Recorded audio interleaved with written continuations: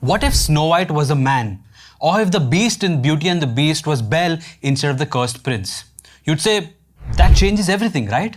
Well, what if Aslan, the noble lion of Narnia, was cast as a woman? Netflix has reportedly bought the rights to the Chronicles of Narnia and cast Meryl Streep as the voice of Aslan. The news has left fans of the series outraged, and rightly so. It's become quite common to see beloved characters undergo race swaps or have stories altered to remove politically correct parts that might offend modern sensitivities. But why are Narnia fans so upset about this casting?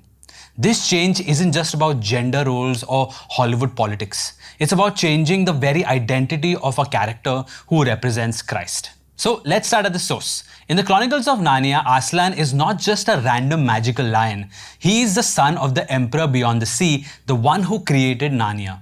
He gives his life for traitors, defeats death itself, and guides his followers to a greater kingdom. Sounds familiar?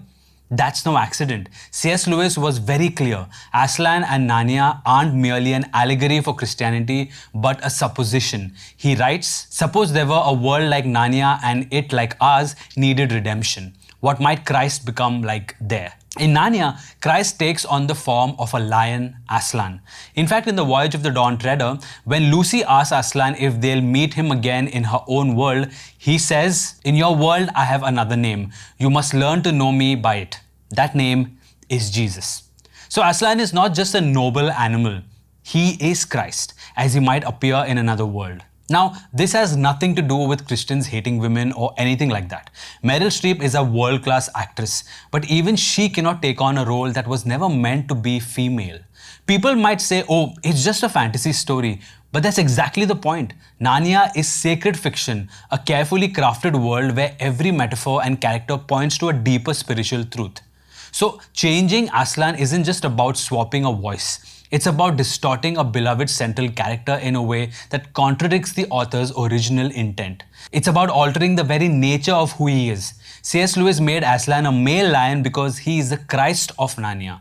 He was there when Narnia was created. He breathes life into the lifeless, restores the broken, and calls even the most unlikely to holiness. He gave up his life for the guilty, rose in triumph over death, and with a roar signaled the return of the rightful king.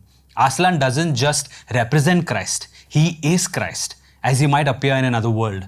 To change him is to rewrite the gospel embedded in the very fabric of Narnia. In scripture, Christ is the bridegroom, the son, the king. His masculinity isn't incidental, it's theologically intentional. He lays down his life for his bride, the church, as the new Adam. To feminize Christ is not simply to reinterpret a character, it is to redefine the core of who he is, not just artistically, but spiritually. C.S. Lewis wasn't just a brilliant storyteller. He was one of the greatest Christian apologists of the 20th century. And storytelling was one of his most powerful tools. Through Narnia, he didn't just entertain, he evangelized. He used fiction to stir the soul and plant eternal truths in the hearts of readers, finding creative ways to draw them toward Christ and his love. If Greta Gerwig and Netflix truly want to honor the Chronicles of Narnia, they need to remain true to Lewis's original vision, not reshape it to align with modern beliefs. Aslan is more than just a lion. He represents the very soul of Narnia. Changing that messes with the heart of Lewis's message and takes away the very thing that makes the story what it is, the gospel. So if you found this video helpful, make sure to like this video, subscribe to our channel, and hit that bell notification to stay updated with our channel. Until then, stay unapologetically Catholic.